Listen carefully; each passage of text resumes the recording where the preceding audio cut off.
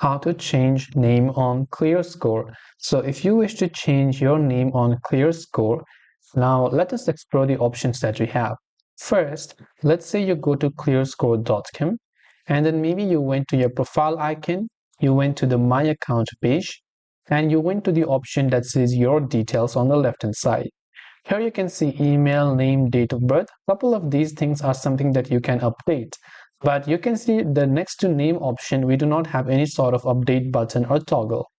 Now, if I go to the help section of ClearScore on how to change name on ClearScore account, you can see right now they are unable to change the name with which you were validated when you registered. And if you need to update the name on your ClearScore account, the quickest way to do this is to delete your original account and sign up again on our homepage. So unfortunately, that is the only thing that we can do. If you wish to change your name, you have to delete your original account and then start a new account using the new name that you prefer.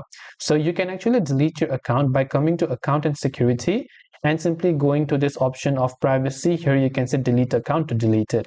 If you have any questions, feel free to leave them down. Thanks for watching and see you in the next video.